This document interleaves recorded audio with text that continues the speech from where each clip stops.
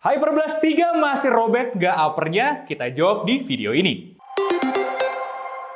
Halo guys, Dimas di sini, dan kalau kemarin kita udah bahas Hyperblast versi keduanya, kali ini ada yang paling baru, rilisan terbaru Ortus yaitu Hyperblast 3.0. Apakah sudah diperbaiki masalahnya atau belum? Nah, untuk menjawab itu, gue dan Oki sudah mengetes masing-masing minimal kita pakai dengan jarak 10 km. Baik untuk jalan ataupun untuk lari. Dan gue pribadi, tadi siang itu baru aja half marathon dengan sepatu ini. Dan hasilnya mengejutkan. Nah, udah nggak perlu dikenalin lagi lah ya, Ortus Hyperblast kalian udah pada kenal kalau sering nonton channel ini. Karena kita udah bahas dari versi 1 sampai akhirnya versi terbarunya. Langsung aja kali ya, kita gas bedah sepatunya.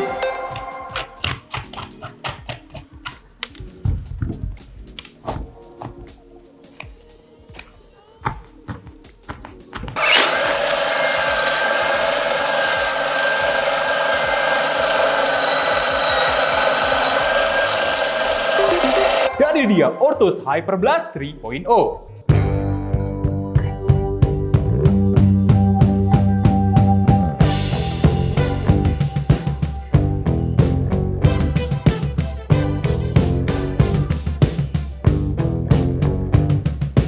Kayak biasa, kita akan langsung bahas dari layer A, yaitu materialnya. To the point aja, ini kan jawaban yang kalian tunggu untuk uppernya. Tapi sabar, gue mau bahas beberapa hal detail dulu. Satu hal yang nggak terjadi di sini adalah upper yang diem. Dimana sebelumnya kalau kita lihat Hyperblast itu cenderung diem kok si tangnya ya, atau lidahnya ini. Tapi sekarang enggak, dan FYI aja, ini adalah non-gazetted tang. Gua dan Oki sama-sama mengetes sepatu ini dan kita mengalami masalah yang sama. Tangnya geser-geser dan yang satu itu mendelep ke dalam. Ada apa? Ya, ini artinya kita mungkin harus ngakalin sedikit. Sebenarnya masalahnya lumayan berkurang sih dengan kita masukin tali. Nah, kalau kalian perhatiin nih ya, ini ada lubang guys di bagian tengah-tengah. Nah, nanti diselipin aja talinya, itu membuat lockingnya lebih baik.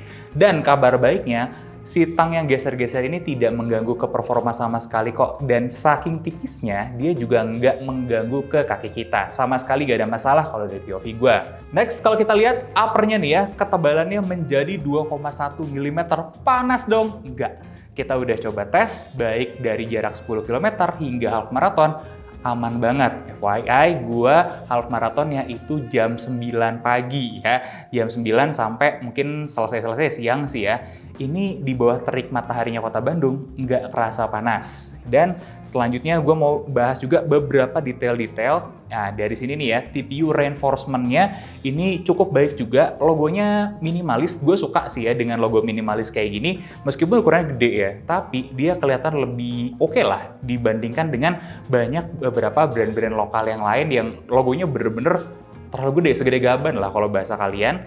Nah, sekarang kita masuk ke bagian uppernya ini. Dari hasil tes upper, dia tidak jebol keseluruhannya, masih ada sisa. Dan ini menurut benchmarking kita masih di ranah yang cukup bagus. Sedikit lah di bawah dengan brand Jepang. Karena apa? Pertimbangan tidak jebolnya itu tuh, tidak bolong ya. Yang selanjutnya, kita juga ngelihat ini upper yang tebal ini juga lebih baik ketebalannya dibandingkan versi kedua. Tapi kita akan coba nanti bandingin versusin ya.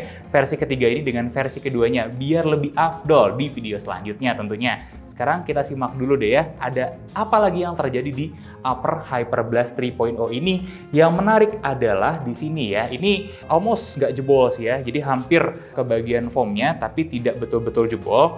Nah, ini juga terbilang cukup baik dari segi liningnya, ada improvement. Kalau sebelumnya kita selalu menemukan justru liningnya Ortus nih ya, yang agak lemah, sekarang sedikit lebih baik. Gokil ya, upper lebih tebal dan kuat, nikmat mana lagi yang kamu dustakan. Apalagi kalau kamu cobain jersey-nya dari Ortus yang sangat breathable ya. Kalau ngomong-ngomongin breathable, ini kalah sama jersey-nya. Punggungnya bolong-bolong, sumpah nikmat banget. Gua lari siang-siang, terik gitu ya. Itu rasanya badan gue tuh memang udah panas jelas ya. Tapi penguapan ke belakangnya, mantep banget. Kalian juga harus cobain, ini apparel Ortus. Harganya terjangkau banget, tapi sangat jempolan. Kita udah taruh juga linknya di bawah ya. Lanjut, untuk ratingnya berapa sih? Kita kasih 8,5 dari 10 untuk layer A1 ya. Next, layer A2 yaitu midsole-nya. Nah, gue dan Oki punya impresi menarik tentang midsole-nya ini, yaitu kerasa lebih firm daripada angkatan atau generasi sebelumnya. Kita jawab dong pakai durometer. Ternyata di bagian heel itu hasilnya 12 HA. Dan di bagian forefootnya atau di bagian sini lah ya, ini kurang lebih di 11,5 HA. Mirip-mirip aja, dan apakah lebih keras daripada sebelumnya? Tungguin nanti versusnya. Tapi angka 11 dan 12 itu menyatakan kalau ini sebenarnya sangat soft sekali. Cuman karakter si midsole-nya ini ternyata lebih stabil dan lebih firm aja. Jadi bukan dia lebih keras, tapi karakternya yang lebih stabil itu membuat dia kerasa lebih firm. Kalau kalian tanya stack-nya, itu 30,1 di bagian heel dan 23,6 di bagian depan, yang artinya kita dapat heel to drop 6,5 mm rendah bro. Nah ini juga yang akhirnya membuat gua sebagai orang yang punya cedera lutut menaun, itu cukup aman pakai sepatu ini, karena load-nya ke lutut tidak terlalu tinggi ya. Jadi nggak berarti sol tebal-tebal itu bahaya buat lutut. Nah, gimana dengan energy return dan resilience-nya? Kita gambarkan dengan atas drop ball ya, dan ternyata rebound itu justru lebih enak di bagian sini, yaitu dengan tingkat rebound 17%-an dan di bagian depan itu 11%-an. Catatan aja, ini tuh angka yang sudah cukup oke untuk kelas daily trainer, tapi kalian akan mendapatkan rebound yang lebih kalau pace-nya di atas 7 ya. Jadi kalau kalian termasuk yang cepat, bakal kerasa lebih mantul-mantul ini sepatunya. Dan untuk layer A2 ini kita berikan rating 7,5 dari 10. Terus outsole-nya yang kita bahas di layer A3, ini ternyata punya ketebalan 2,2 mm. Tebel guys, karena kemarin Ortus sempat presentasi ya di pas rilisnya.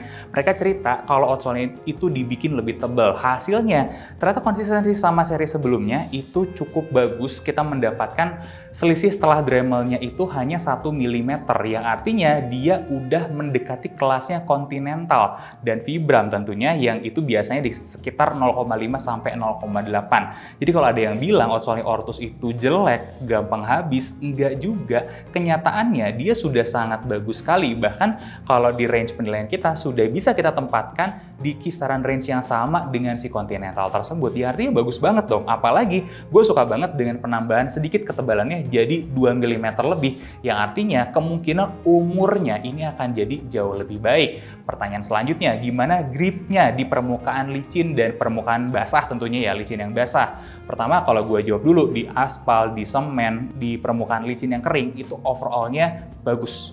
Tapi begitu kita udah ketemu sama permukaan basah yang sangat basah gitu ya, ini nggak ngegrip. Ini kenyataan ya, gimana pun ini harus diwaspadai, terutama kalau kalian suka lari pas lagi hujan. Nah, kabar baiknya loh ya, ini gripnya itu tetap retain dengan kondisi sudah diabrasi di permukaan kering. Tapi kabar kurang oke-nya itu tetap aja licin setelah diabrasi di permukaan basah. So tetap hati-hati aja pas pakai sepatu ini, karena kalau gue ngeliat sih sebenarnya skenario nyata ya, gue pakai half marathon keliling kota Bandung yang kemarin hujan dan gue menemukan kubangan air, ternyata tidak sengaruh itu kok kalau kubangan air atau permukaan basahnya yaitu di jalanan, juga di trotoar. Jadi masih nggak jadi masalah yang berarti. Makanya kita kasih rating untuk outsole-nya itu 8,5 dari 10. Nah, buat material di layer A ini kita berikan rating 8,5 dari 10 berdasarkan 3 hal yang sudah kita cek tadi. Gimana dengan konstruksinya? Yuk kita masuk ke layer B, di mana kita menemukan kalau konstruksinya ini ajib banget ya. Ini adalah batch pertama harusnya yang dikirimkan ke konsumen ya, dimana biasanya nih ya, batch pertama suka ada masalah, dan itu tidak terjadi di Ortus ini. Lem-lemannya terbilang rapih, cukup rapih ya. Gue sempat nemu sisa lem yang memanjang, dan itu tinggal gue tarik aja, habis itu clean, sisanya semua bonding-bondingannya aman, dan ini kuatnya parah banget. Pengalaman dengan generasi sebelumnya ya, justru lem inilah yang jadi kekuatannya si Hyperblast, di mana si lem ini justru membuat failure di uppernya, karena saking kuatnya dia ngejagain uppernya biar nggak lepas gitu ya, itu justru membuat material uppernya ini yang jadi robek. Nah ini pun gue perhatikan sama. Jadi sama-sama kuat maksudnya ya, jadi nggak usah khawatir, dan gue berikan rating 8 dari 10. Terus beberapa temuan gue, untuk locking di bagian heel-nya ini bagus sekali, torsional rigidity ini rasanya sedikit agak keras kan ya? Enggak, ini justru sebenarnya suportif sangat bagus sekali. Dan di sini ya, di bagian bola-bola kakinya ketika kita tekuk itu juga sedikit keras tapi tidak mengganggu sama sekali. Justru kebanyakan kita tidak perlu nekuk tuh udah bisa tuh off ketika kecepatan kita cukup tinggi berkat rockernya yang sangat agresif.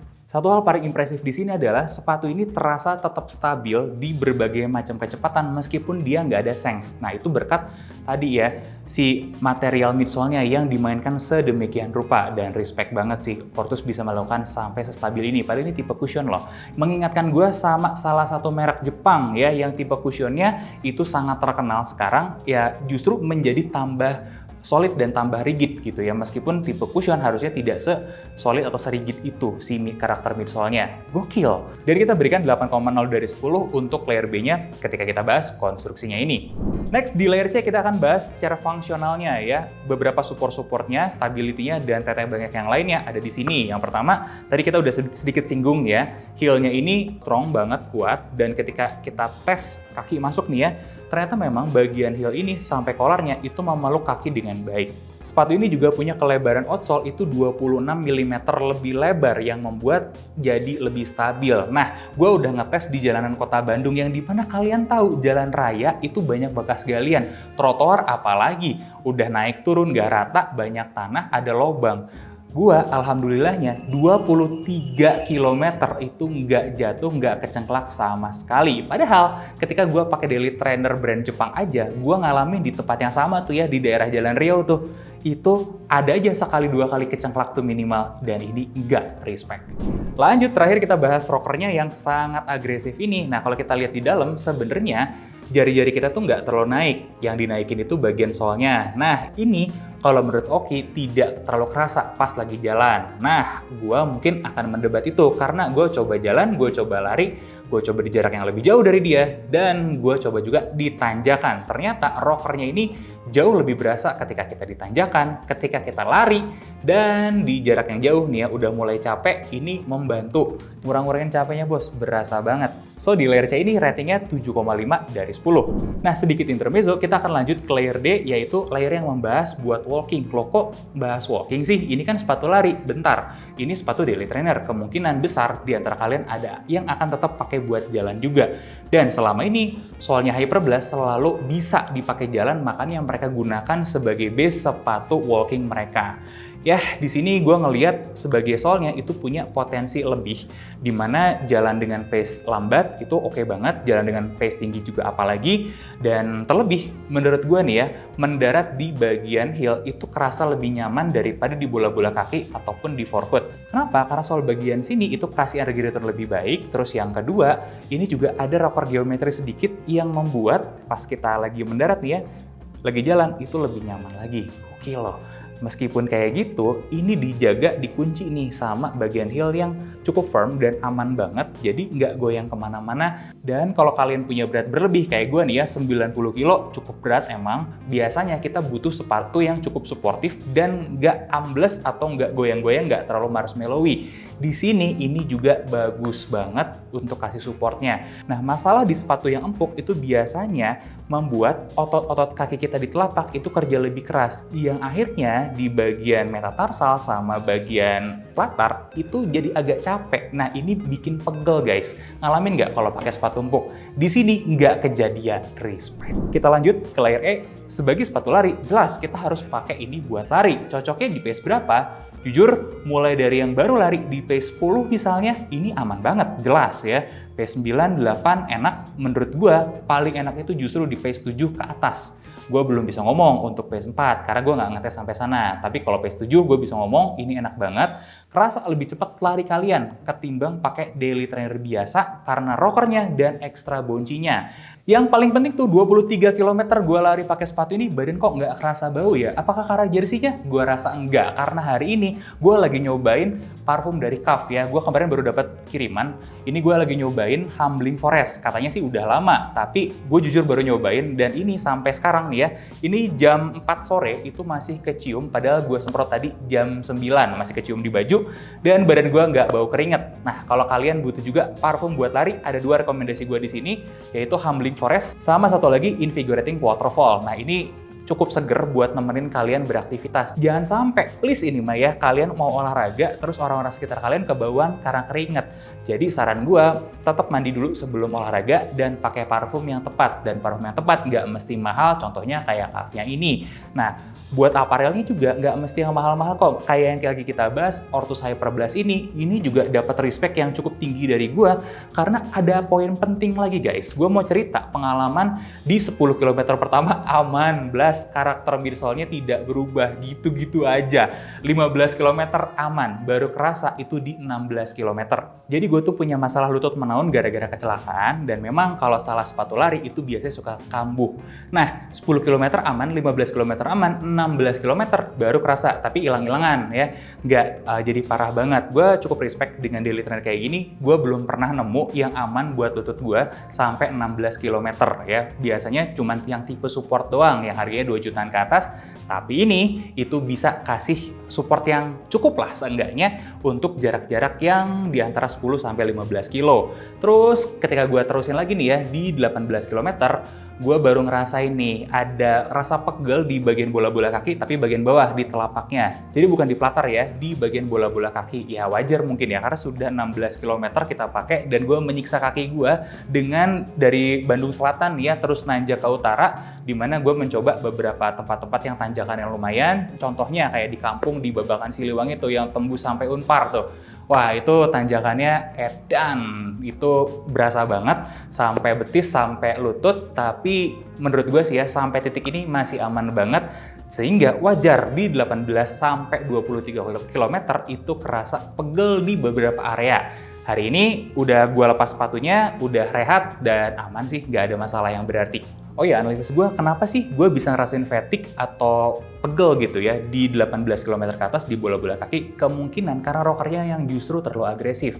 Tapi ini perlu penelitian lebih lanjut. Nah, sekarang gue pengen kasih rating totalannya dulu ya. Untuk sepatu ini kita berikan 7,99. Tanggung banget ya, jadi kita buletin aja di 8 dari 10. Tepuk tangan dulu dong. Jarang loh ada sepatu lokal yang dapat rating 8 dari gua ya. Dan ada beberapa juga nih ya yang mesti dicatat. Yang pertama tadi yaitu kemungkinan fatigue di kilometer tinggi karena rocker yang terlalu agresif, dan ini butuh penelitian lebih lanjut. Ini so far sih menurut gua bukan masalah yang terlalu berat atau terlalu berarti. Yang lebih harus diperhatiin itu gripnya di permukaan licin ya. Kalau satu waktu ketemu permukaan licin dan kalian udah ngerasa ini nggak aman, turunkan aja kecepatannya. So far sih kalau menurut gue di pace 7 masih bisa lah, tidak terlalu mengganggu. Dan tangnya, lidahnya yang naik turun itu loh ya, cara nyelesain juga gampang. Tapi itu minusnya aja sih dari si sepatu ini. Gue nggak nemuin robek di upper karena total kita udah ngetes berarti di 30 km-an ke atas masih aman-aman aja. Gue nggak tahu kalau 1000 km lebih nanti seperti apa. Kalau teman-teman ada yang tahu atau ngalamin, silakan balik ke kolom komentar buat cerita update-annya di atas 500 km tuh seperti apa. Nah, kelebihannya konsistensi sol yang ini luar biasa. Dari kilometer 0 sampai 23 itu masih gitu-gitu aja. Bahkan kita juga meneliti angkatan sebelumnya itu sampai 1300 km tidak berubah angka durometernya secara signifikan. Karakternya, empuknya, energi returnnya semuanya tuh masih overallnya 90% sama. Dan ini jarang banget di-achieve sama sepatu daily trainer baik dari brand Indonesia maupun brand luar loh, di harga yang ya kurang lebih di kisaran ini. Nah, kemudian sebagai sepatu empuk, dia tidak menimbulkan pegal di bagian pelantar telapak kaki yang secara signifikan cukup berarti ya. Artinya dia itu sepatu empuk yang sangat stabil, dan ini ada kaitannya sama poin ketiga, yaitu ini adalah sepatu empuk yang gue sangat rekomen buat orang-orang overweight atau yang baru mulai lari. Kenapa? Sayangilah lutut kalian, karena dari yang gue rasakan, impact ke lutut itu bisa cukup diredam ya. Nah, si solnya ini nih ya, ketika kita nginjekin kaki ke tanah atau ke aspal, pasti kan ada gaya yang kita rasakan ya, impact balik ke kaki, terutama ke bagian atas menjalar. Nah, si solnya ini bisa menyerap dengan sangat signifikan, meskipun gue belum tahu angkanya seberapa. Tapi beban di lutut gue seperti yang sudah gue ceritakan tadi, aman ya. Gue yang punya cedera menaun gara-gara kecelakaan pun seperti itu yang bisa gue rasakan. So, sepatu ini dapat respect yang cukup tinggi dari gue angkat topi ya, dan gue highly recommend ini sebagai daily trainer. Kita lihat ya nanti perkembangannya seperti apa. Jangan lupa like, comment, dan subscribe. Komentar juga pendapat kalian tentang Ortus Hyper Blast 3 ini.